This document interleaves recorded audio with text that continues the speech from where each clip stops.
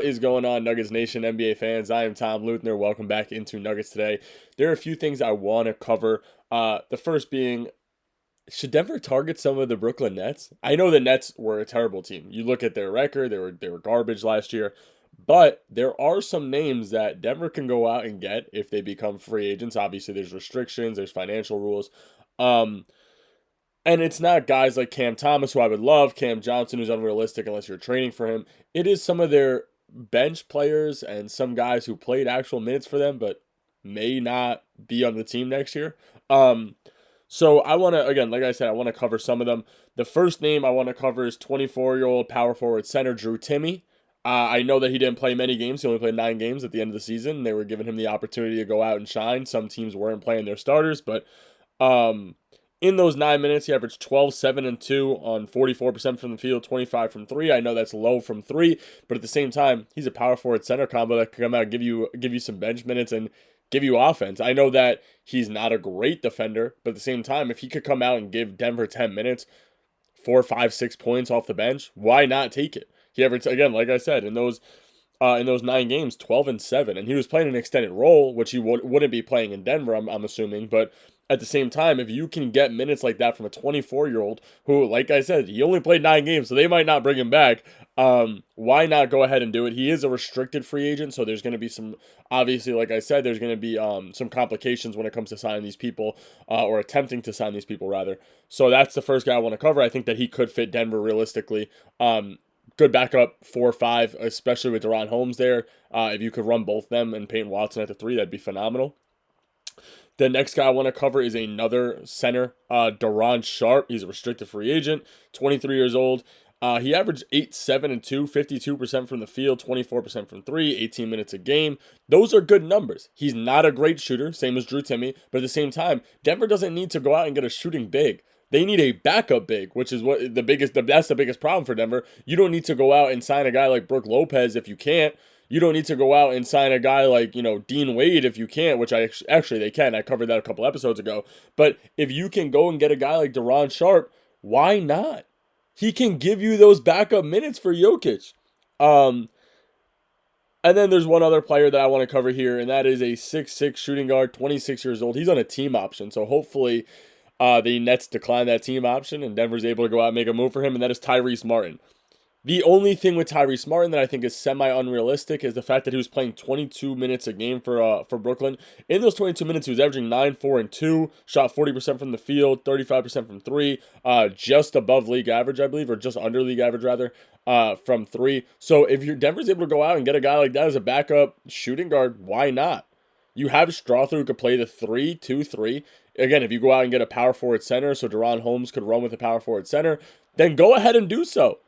This is a move that could work. Two other guys that I think are very unlikely actually, but I would love from the Nets are Zaire Williams and Keon Johnson. I think both of them are awesome. I really do. I think that both of them, I was watching the Nets throughout the years. As I said, way earlier, I'm from New York, so we get their local games. Like to throw it on from time to time when I'm at work. I thought they were great, man, especially as role pieces. They're not gonna, again, it's not realistic for Denver to get those guys, but if they work out a move where they can, my original plan before I even started the podcast was to trade MPJ for, Tyrese Martin, Keon Johnson, Zaire Williams, and, whether it be Daron, Drew Timme, at that point, Nick Claxton.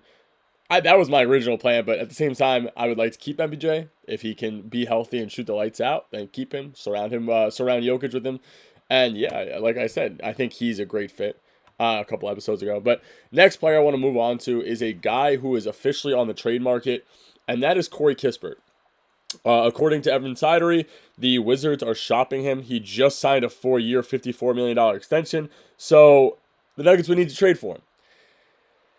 Now, am I the highest on Cory Kispert in the world? No.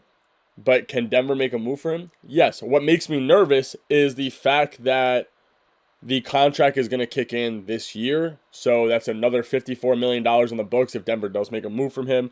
I was doing some financial looks and obviously contracts and everything. And a trade for Cory Kispert would look like Strother, Vlatko Chanchar, 31 first, for Cory Kispert. I wouldn't love that move, right? You look at Cory Kispert's minutes, or rather his stats, and 11, 3, and 2 in 61 games.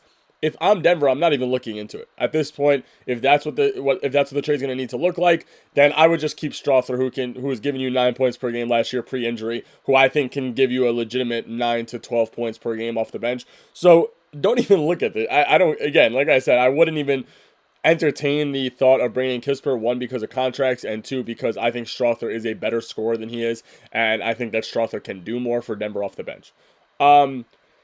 This next topic I want to cover is something that was recommended to me in the comments, and that is to cover Denver picking up Santi Aldama. Now, if Denver can do this, it would be a miracle because Santi is awesome. He's a great player. Realistically, he would be phenomenal for Denver, and he might start, and I don't know what they would do in that situation, but you would be playing a big lineup because he is a starting caliber player. Now, is it realistic to get Santi on Denver? No. Unfortunately, no. The reports I was seeing when I did my research, it looks like he's going to get 15 to 20 mil. I know the Grizzlies desperately want him back, but there are other teams targeting him as well, which makes me even more nervous because Denver's definitely not getting him. So I think that he would be amazing. I just think that there's no realistic way for Denver to work around that, where they're freeing up that much cap unless they're trading a guy like MPJ, which, like I said from the reports I've seen, that's not going to happen. So I don't think that Santi's going to be a realistic fit for Denver. Would I love him there? Obviously, like I said, but there's no possible way Denver's able to get him. Maybe in 5 years they'll be able to, but he's definitely going to get a $13 to $20 million deal. And like I said, unless they're trading MPJ or Jamal Murray, that's not happening. So good recommendation. Again, like I said, and if Denver can make a move for him, you're going to trade him to if the Grizzlies get him back, it'd have to be a trade to the Grizzlies. But unless you're getting like him and Bane for MPJ and more, I don't see it happening, unfortunately. And this last guy I want to cover with the Russell Westbrook news is a backup point guard who's probably, like I said, I've been doing my research on these players, and what I've been seeing is that he's the most realistic option for him is taking a veteran minimum, and that is Tyus Jones. He went out last year, averaged 10, 2, and 5. He had a quote-unquote disappointing season, which 10, 2, and 5 isn't that bad if you ask me, but at the same time, he hasn't proven himself to be a starting caliber point guard. He's going to try to go somewhere realistically that gets him minutes and gets him in a rotation. And with the Russell Westbrook news, unless Russ comes back to Denver and signs that veteran minimum, it's looking like Denver needs a point guard, and Tyus Jones could fit that role realistically. I mean, this guy can come out 10, 2, and 5, and he was starting here and there. Obviously, they had their injury history with KD, Booker, and Beal, but he was getting his minutes. If he could come out and put up 10 and 3, 8 and 3 off the bench for Denver, please sign him. I wouldn't care if you give him the mid-level exception at this point, because Denver needs a backup point guard, and Tyus Jones can be that guy. We've seen glimpses of Tyus Jones being able to go out and do what you need him to do on said nights throughout his entire career. So why not go ahead and try to make that move where you bring him in, get a backup center, like I've been saying. If you're able to trade up, get Hanson Yang, go do it. If you're able to bring in a guy like Cornette, go do it. But please, Denver, please bring in Tyus Jones unless you're bringing Russ back on that bet minimum. Anyway, that's all I got for you guys today. I will catch you guys next episode. Please hit that like button, hit that subscribe button. If you want me to cover anybody, let me know down in the comments, and have a good one, guys.